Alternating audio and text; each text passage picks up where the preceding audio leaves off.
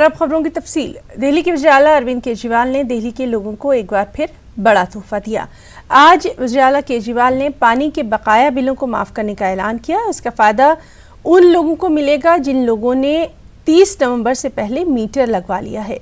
केजरीवाल ने इस मौके पर अपनी हुकूमत की हुसूलियाबियां भी गिनवाई। केजरीवाल ने कहा कि जब 2015 में उन्होंने दिल्ली की जिम्मेदारी संभाली थी तो दिल्ली की बड़ी आबादी को पानी ठीक ढंग से नहीं मिल पाता था, लेकिन हमने हालात को बदला और कई सेक्टर्स में अच्छे काम किए।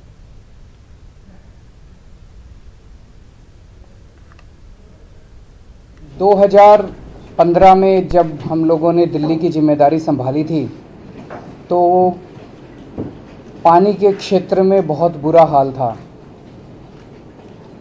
पूरे दिल्ली के अंदर स्थिति ये थी कि पानी के बिल तो आते थे लेकिन पानी नहीं आया करता था।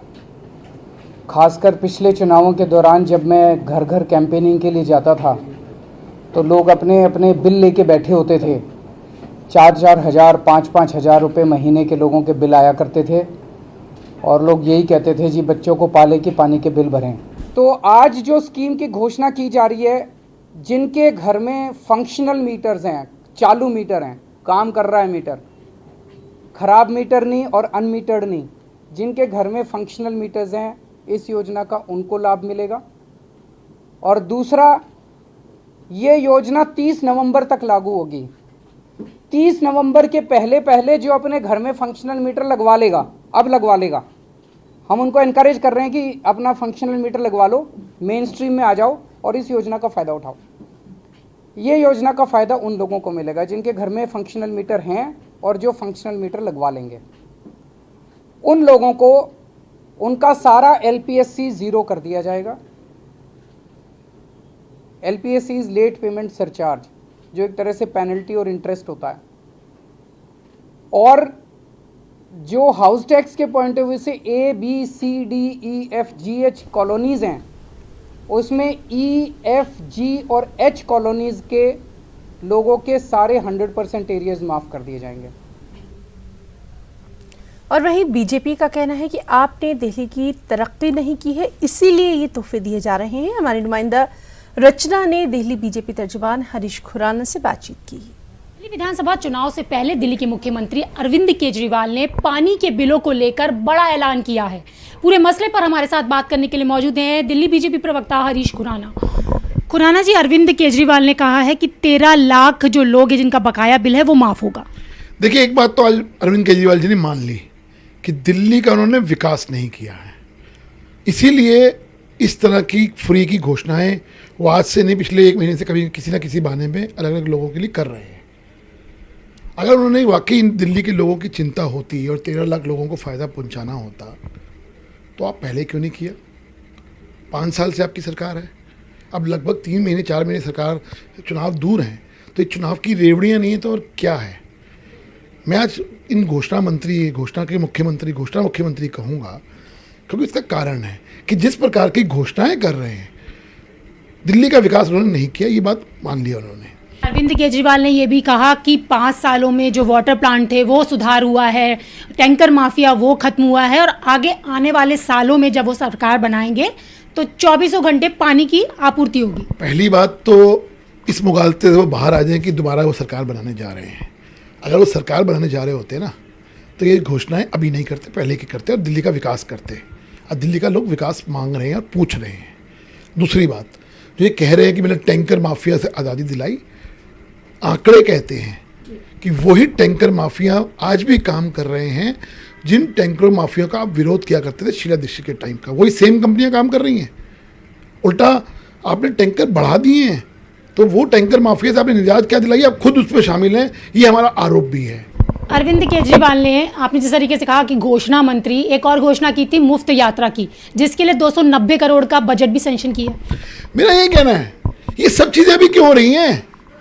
जब 4.5 साल आप चुप रहे, सोए रहे, कोई काम किया नहीं। आज हालत दिल्ली की ये हो गई है कि 5 साल में 390 बेड ऐड हुए हैं, जबकि आपका वादा था 30,000 बेड दिल्ली के हॉस्पिटल में ऐड करेंगे। आपने वादा किया था कि हम इतने स्कूल खोलेंगे, एक भी नया स्कूल नहीं खोला। आपने कहा था वाईफाई आएगा, वाईफाई का अभी तक अता पता नहीं, सिर्फ घोषणा ही हुई है। आपने कहा था सीसीटीवी कैमरा लग जाएंगे, आज 10% ही सीसीटीवी कैमरा लगे हैं अभी तक 4.5 साल तक आपने कुछ नहीं किया। तो आपने देखा, ये थे हमारे साथ बात करने के लिए हरीश खुराना, जिनका कहना है कि अरविंद केजरीवाल को आने वाले विधानसभा चुनाव में अपनी हार नजर आ रही है। इसी को देखते हुए वो आए दिन ऐलान कर रहे हैं, कहीं ना कहीं कैश फॉर वोट की राजनीति भी अरविंद केजरीवाल कर रहे हैं। कैमरा पर्सन मुनमुन के साथ मैं रचना, न्यूज़ 18 दिल्ली। आईएनएक्स मीडिया मामले में पी चिदम्बरम की मुश्किलें कम होती दिखाई नहीं दे रही। सीबीआई अब चिदम्बरम का नार्को टेस्ट करवाना चाहती है। इस ताल्लुक से सीबीआई अदालत से दरख्वास्त भी करेगी। दूसरी जानिब पी चिदम्बरम ने ईडी के हलफनामे पर अपना जवाब दाखिल कर दिया है। पी चिदम्बरम ने ईडी के इल्जामात को मुस्तरद कर दिया है। चिदम्बरम ने कहा कि जिन जायदादों और बैंक खातों का ईडी हवाला दे रही है वो सब कानूनी एतबार से दुरुस्त हैं। कांग्रेस इस साल के आखिर में कुछ रियासतों में होने वाले असेंबली इंतखाबात की तैयारियों में जुट गई है। इसी सिलसिले में आज 10 जनपद पर अहम मीटिंग भी तलब की गई। मीटिंग में हरियाणा में पार्टी उमूर के इंचार्ज गुलाम नबी आज़ाद और झारखंड में पार्टी उमूर के इंचार्ज आरपीएन सिंह ने शिरकत की। इन दोनों रियासतों में चुनाव के ताल्लुक से हिकमत अमली मुरतब करने पर बातचीत की गई। जो पॉलिटिकल सिचुएशन आज कंट्री में है उसके बारे में चर्चा हुई और जाहिर है आने वाले इलेक्शंस होने वाले हैं 1-2 महीनों में, उनके बारे में चर्चा हुई। और कांग्रेस प्रेसिडेंट है, जाहिर है कांग्रेस प्रेसिडेंट से तो बीच बीच में बात करते रहते हैं, तो इसमें कोई नई चीज़ नहीं थी। कांग्रेस झारखंड कमेटी के नायब सदर इरफान अंसारी का कहना है कि झारखंड असेंबली चुनाव में कांग्रेस हुजूमी तशद्दुद का मामला उठाएगी। इरफान अंसारी ने कहा कि बीजेपी दौरे हुकूमत में रियासत में हुजूमी तशद्दुद से अब तक 13 लोगों की मौत हो चुकी है। और इरफान अंसारी से खास बातचीत की हमारे दिल्ली नुमाइंदे खुर्रम शहजाद ने। मॉब लिंचिंग की घटनाएं काफ़ी होती रहीं। अब इस मामले को कांग्रेस इलेक्शन में ले जाने की तैयारी कर रही है। हमारे साथ बात करने के लिए झारखंड कांग्रेस कमेटी के नायब सदर डॉक्टर इरफान अंसारी साहब मौजूद हैं। अंसारी साहब, मॉब लिंचिंग को लेकर किस तरह से आप लोग उठाने वाले हैं चुनाव में? देखिए, कांग्रेस पार्टी के एजेंडे में ये भी है, मॉब लिंचिंग भी है। और मैं कहूँगा आपको कि भारतीय जनता पार्टी की सरकार जब से झारखंड में बनी है अब तक 13 लोगों की जान चली गई मॉब लिंचिंग के कारण, और अब तक कोई कार्रवाई नहीं हुई। अब ऐसे लोगों को मारे गए हैं जिनको आप उनके घर अगर आप देख लीजिएगा, लगे आपको ये फील होगा कि बहुत अन्याय किया सरकार, जुल्म किए। मैं इस मामले को सदन में भी मैं लाया था और बहुत मजबूती के साथ सरकार को मैंने घेरा था कि आखिर क्या कारण है। ये सरकार इंसान की जान मार रही है अपने स्वार्थ के कारण। तो कहीं ना कहीं ये मुद्दा हम लोग बहुत मजबूती के साथ चुनाव में ले जाएंगे और सरकार की कई खामियां हैं झारखंड में, इसको हम लोग उजागर करेंगे। दूसरी बात ये भी हम कहेंगे कि आज श्रीमती सोनिया गांधी जी ने हम लोगों को जो जवाबदेही दी है, एक अल्पसंख्यक को कार्यकारी अध्यक्ष बनाया है, इसके लिए मैं झारखंड वासियों की ओर से उनको मैं बहुत बहुत मुबारकबाद देता हूँ। आप कह रहे हैं कि सरकार से आपको बहुत शिकायत है, सरकार कहीं ना कहीं जुल्म कर रही है, लेकिन सरकार का इसमें क्या मामला, क्या जबकि सरकार का कहना है ये क्रिमिनल ऑफेंस है और उस पर वो कार्रवाई कर रही है? देखिए, मैंने सरकार को कहा था कि आप मॉब लिंचिंग में फास्ट ट्रैक बनाइए, फास्ट ट्रैक कोर्ट बना के उनको सजा दीजिए। और इस राज्य में मैं आपको बताने जा रहा हूँ, आपके चैनल के माध्यम से मैं कहना चाहता हूँ कि झारखंड के एक मंत्री जिसने मॉब लिंचिंग में इंसान को मारा और उसको माला पहनाया जा रहा है, उनको अपने घर में स्वागत किया जा रहा है, इससे बड़ा शर्म की बात और देश में क्या हो सकता है?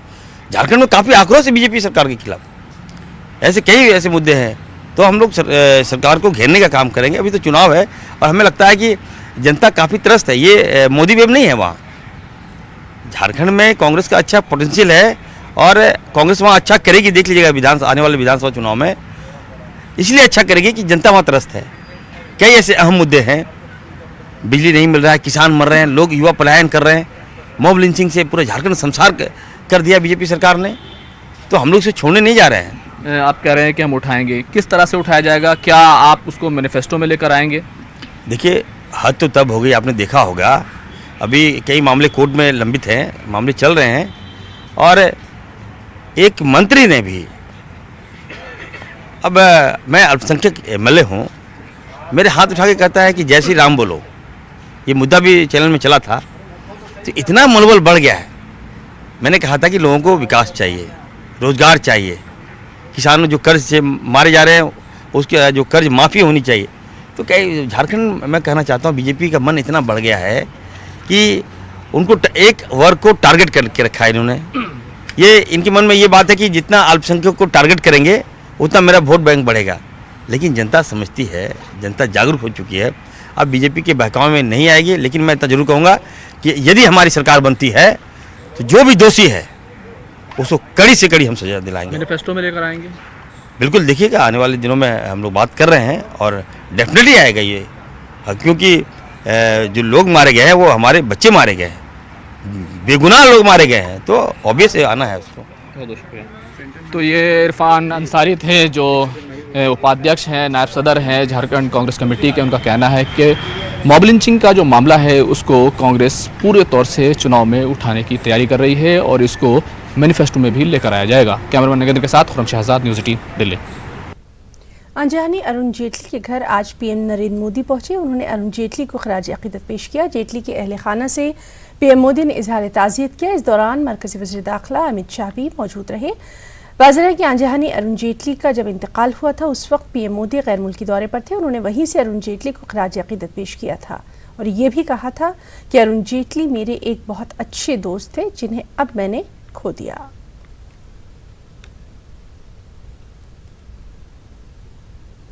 अलीगढ़ में ट्रेनिंग के दौरान एक प्राइवेट तैयारा हादसे का शिकार हो गया। बताया जाता है कि तैयारे में 6 अफराद सवार थे। हादसे में किसी जानी नुकसान की कोई इत्तला नहीं। धनीपुर हवाई पट्टी पर यह हादसा पेश आया। बताया जाता है कि लैंडिंग के दौरान तैयारे का एक पहिया बिजली के तारों में उलझ गया था। हादसे के बाद तैयारे में आग लग गई थी। अभी जो सूचना मिली है कि यहाँ पर एक प्लेन क्रैश हुआ है, तो हम लोग अभी मौके पर आए हुए हैं, जिसमें सूचना है कि इसमें 6 लोग बैठे हुए थे और ये लो लैंडिंग की वजह से तार में फंसने के कारण इसका पहिया और क्रैश हुआ है। लेकिन कोई कैजुअलिटी नहीं हुई है, सभी लोग सुरक्षित हैं, किसी को कोई चोट नहीं आई है। किस कंपनी में था सर ये यहाँ पे? ये अभी हवाई अड्डे वाले ही बता पाएंगे, अभी पूरी जानकारी अभी लेने के बाद मैं आपको बता सकूँगा।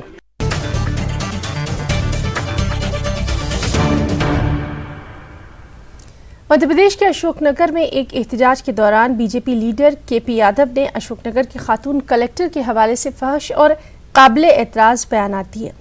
खराब फसलों के मसले पर अशोकनगर में एहतजाज के दौरान बीजेपी के लीडर सिर्फ इस बात पर नाराज दिखाई दिए कि कलेक्टर उनकी मेमोरेंडम लेने नहीं आए। बीजेपी रुकन पार्लियामेंट केपी यादव ने अपने मुतनाज़ा बयान में कहा कि पहले जो रुकन पार्लियामेंट थे उनके पैरों को चूमने गांव-गांव पहुंच जाती थी और आज वो मेमो तक लेने नहीं आ सकी। जो पहले के सांसद रहे उनके चरण चुम्बन करने वो गांव-गांव पहुंच जाती थी। अगर एक सांसद कलेक्टेड खुद आया और अगर वो ज्ञापन नहीं ले सकती हैं तो मैं बिल्कुल रोड पे बैठा रहूंगा, क्योंकि इस जनता ने मुझे सांसद बनाया। मजलिस इक़बार और मुस्लिम वेलफेयर सोसाइटी मध्य प्रदेश के ज़ेर एहतमाम भोपाल में एक रोज़ा सेमिनार का इनेकाद किया गया। भोपाल मुंशी हुसैन खान टेक्निकल इंस्टीट्यूट में फिराक गोरखपुरी हयात खिदमात के उन्वान से मुनक़दा सेमिनार में उर्दू के मुमताज़ अदीबों ने शिरकत की और फिराक गोरखपुरी को हिंदुस्तान की मुश्तरका तहजीब का नुमाइंदा शायर करार दिया। उस ज़माने में जब हम गालिब को पढ़ते थे, मोमिन मीर को, उसके कुछ अरसे बाद ही जो सबसे बड़ा शायर उर्दू के नौजवानों पे छाया, जब हम कॉलेज में पहुँचे तो वो रघुपति साहब फिराक गोरखपुरी थे। मगर अफसोस है कि उर्दू शेर व अदब में फिराक गोरखपुरी पर इतना ज़्यादा नहीं लिखा गया जितना कृष्णचंद पे लिखा गया है सिन्फ़ अफसाना में। उर्दू, पर्शियन, अंग्रेज़ी सभी में उनका महारत हासिल की, इसीलिए उनकी सोच, उनकी फ़िक्र और उनका अपनी बात को कहने का अंदाज़ जुदा था। हमारी आज की नस्ल के लिए वो एक मिसाल है। हमें यकीनन उनको याद करते वक्त उनकी गज़ल ख़ासकर और उनकी शायरी की खूबियों को जितना सराहना और परखना है वो हमारे लिए मुफीद रहेगा और हम यकीनन उन्होंने जो चीज़ें पेश की हैं उसकी गहराइयों में पहुंचकर कुछ सीख सकते हैं, कुछ समझ सकते हैं। मध्य प्रदेश में लगातार हो रही बारिश ने तबाही मचा रखी है। रियासत के 24 जिले सबसे ज्यादा मुतासिर हैं। बारिश और सैलाब से हुई तबाही में अब तक 105 लोगों की मौत हो चुकी है। 20 लोग शदीद तौर पर जख्मी हैं। सूबे में बारिश से 208 मकान मुनहदिम हो गए हैं। किसानों को यहाँ सबसे ज्यादा परेशानियों का सामना है। उनकी कई हेक्टेयर जमीन बर्बाद हो गई है। देखिए, कुछ जिलों से हमारे किसान साथियों की सोयाबीन की फसल की नुकसानी की खबरें हम लोग को प्राप्त हुई हैं। हमने उसके सर्वे कराने के निर्देश दे दिए हैं। दल बनाने के निर्देश हमने दिए हैं जो जाकर के सर्वे करेंगी, और बीमा कंपनी के लोगों को भी हमने इसमें शामिल किया है, और जो भी नुकसानी होगी उस नुकसानी की भरपाई करने का काम जो हमारी सरकार करेगी और हमारे किसानों को राहत देने का काम करेगी।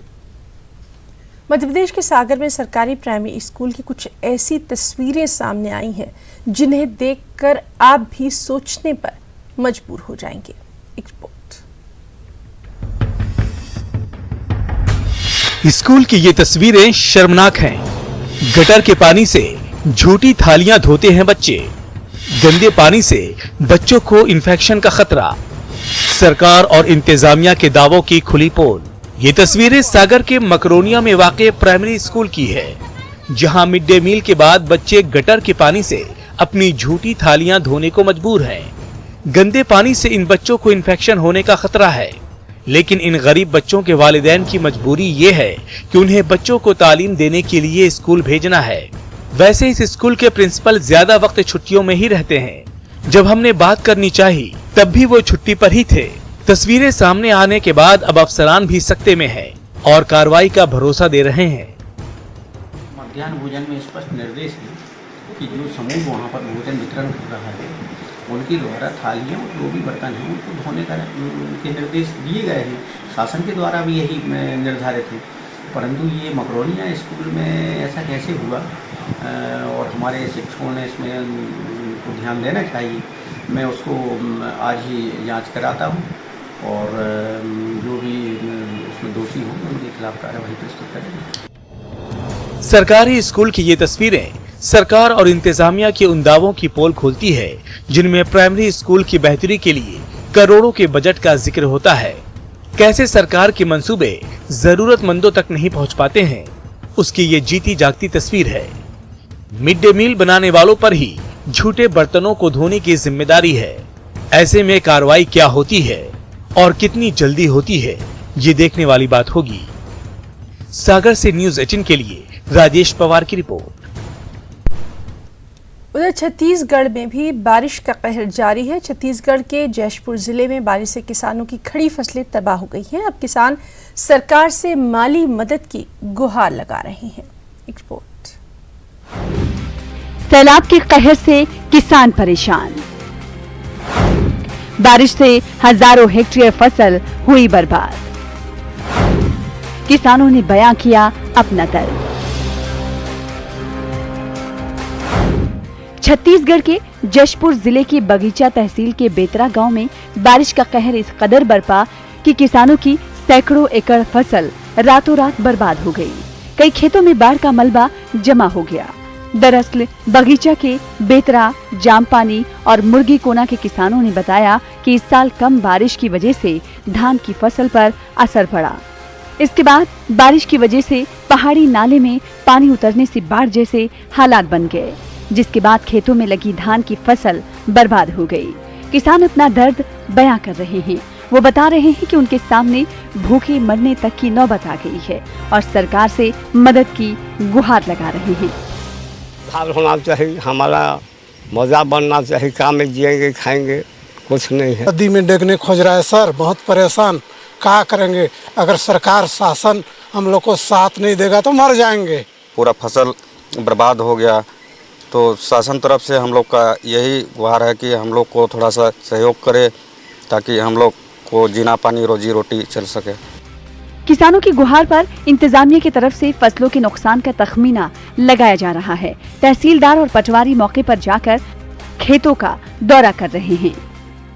मैं इस मौके पर जाके मैंने स्थान का जायजा लिया। मेरी टीम भी मौके पर मौजूद थी। हम लोगों ने जायजा लिया है। अब उस पर जो नुकसान हुआ है जहाँ भी 33% से अधिक नुकसान हुआ है उसका RBC 6(4) के हिसाब से कार्रवाई की जाएगी और जो भी मुआवजा का रकम है वो उनको नियत अंतराल पर प्राप्त हो जाएगा। पूरे साल की मेहनत बेकार हो जाने से किसान काफी फिक्रमंद हैं और उनके सामने बड़ी मुश्किलात आ खड़ी हुई हैं। मुतासरा किसानों को अब बस सरकार की माली मदद का इंतजार है। दीपक सिंह, न्यूज़ 18, जशपुर, छत्तीसगढ़। छत्तीसगढ़ के नक्सल मुतासरा इलाके सुकमा में 19 साल के बाद फिर से स्कूल की शुरुआत की गई है और इससे यहाँ के गांव वाले बेहद खुश नजर आ रहे हैं और बच्चों की खुशी का तो क्या कहना, आप भी देखिए। नक्सल मुतासरा इलाके में तालीम की रोशनी, 19 साल बाद स्कूल में बजी घंटी। नक्सली मूवमेंट की वजह से बंद हुआ था स्कूल। छत्तीसगढ़ का नक्सल मुतासिरा जिला सुकमा के सिंगाराम पंचायत के कन्हाईपाड़ गांव में इंतजामिया ने 19 साल बाद बंद पड़े स्कूल को फिर से शुरू किया है, वो भी झोपड़ी में। जी हाँ, इसी झोपड़ी से उम्मीद का एक नया चिराग जलाने की कोशिश की गई है। अब फिर से इस इलाके के बच्चों के मुस्तकबिल को संवारने की कोशिश की जा रही है। कन्हाईपाड़ गांव जिला हेडक्वार्टर से करीब 100 किलोमीटर दूर वाक़े ये वो इलाका है जहां सरकार के मंसूबे तो दूर की बात है, इन इलाकों में कोई सरकारी नुमाइंदा तक नहीं पहुंचता। लेकिन अब जिला इंतजामिया ने यहां पर मकामी नौजवान की बतौर टीचर तकर्रुरी की है। प्रशासन के द्वारा नियुक्त किया गया, जो मैं जिला प्रशासन के द्वारा निर्भर हूँ। मैं बच्चों को रोज पढ़ाना चाहता हूँ, मैं मेरे बच्चों को आगे बढ़ाना चाहता हूँ, जो कि मेरे गांव अधूरी क्षेत्र के हैं। 19 साल हो गया था, स्कूल बंद हुआ था, आज अभी खुला गया है, बहुत ही अच्छा है, धन्यवाद। गांव के माध्यम से हम लोग संस्था पुनः संचालित किए हैं और यहाँ पर शिक्षक को नियुक्त किए हैं, वो रोज आकर बच्चों को पढ़ाएगा। जिले के अफसरान का कहना है कि आने वाले दिनों में और भी बंद पड़े स्कूलों को खोलने की कोशिश की जाएगी। हमारा प्रयास यही रहेगा कि जो शेष स्कूल हैं, 123 में से 88 चालू हैं और जो शेष स्कूल हैं उनको भी हम लोग इस सत्र में चालू करने का प्रयास करें। बहरहाल गांव में स्कूल दोबारा शुरू होने से गांव वाले काफी खुश नजर आ रहे हैं। हो भी क्यों नहीं, आखिर इलाके में फिर से तालीम की शुरुआत हो गई है। बच्चे भी काफी जोश में हैं क्योंकि उनका मुस्तकबिल संवरने वाला है। सुकमा से न्यूज़ 18 के लिए सत्यनारायण चांडक की रिपोर्ट। दंतेवाड़ा से खबर है, जहां इंतखाबात को लेकर इलेक्शन कमीशन का कहना है कि ज़ाब्ता अखलाक पूरे ज़िले में अमल में आएगा। रियासत के chief election commissioner Subrato Sahu से खास बातचीत की हमारे नुमाइंदे सुरेंद्र सिंह ने, तो आप देखिए बातचीत। मुझे इजाजत दें, आदाब। दंतेवाड़ा उपचुनाव की घोषणा हो चुकी है और हमारे साथ बात करने के लिए मुख्य चुनाव पदाधिकारी सुब्रत साहू जी हैं। उनसे जाने किस तरह से जो है वो चुनाव कराएंगे, क्योंकि तारीख जो है उसका ऐलान हो चुका है। सर, ये चुनाव की तारीख हो चुकी है, अब किस तरह की तैयारी है चुनाव आयोग की? जैसे सामान्य निर्वाचन के लिए प्रक्रिया के अंतर्गत जो तैयारियां थी उसी प्रकार की तैयारियां इस बार भी हैं बाई इलेक्शन के लिए। केवल फर्क ये कि सिर्फ दंतेवाड़ा 28 नंबर जो विधानसभा क्षेत्र है उसी में ही चुनाव होना है, लेकिन नियम वही है, कानून वही है और जो प्रक्रिया भी है वो भी वैसे ही रहेंगे जैसा सामान्य निर्वाचन में रहता है। कितने मतदाता जो है, कुछ मतदाता संख्या बढ़ी है क्या? पहले जितनी थी उतनी ही रहेगी? नहीं, थोड़ी सी बढ़ी है। अभी फाइनल फिगर जब लास्ट डेट ऑफ नॉमिनेशन तक नाम जुड़वा सकते हैं तो उस दिन को हम फाइनल फिगर मतदाताओं की संख्या हम बता पाएंगे। क्योंकि सर वो एसटी है और दूसरा घोर नक्सल प्रभावित इलाके से वो सीट आती है, तो किस तरह के जो है इंतजामात रहेंगे सुरक्षा की बात करें तो? सुरक्षा के पूरे इंतजाम रहेंगे, पूरी कोशिश यही रहेगी बिल्कुल शांतिपूर्ण एवं बिना किसी बाधा के वहाँ पर निर्वाचन, ये जो बाई इलेक्शन है वो संपन्न कराया जा सके। मतदाताओं में किसी प्रकार डर या भय ना रहे उसके लिए आयोग जो है किस तरह से तैयारियां की है इस बार? तैयारी तो वैसी ही है जैसे हमेशा होती है।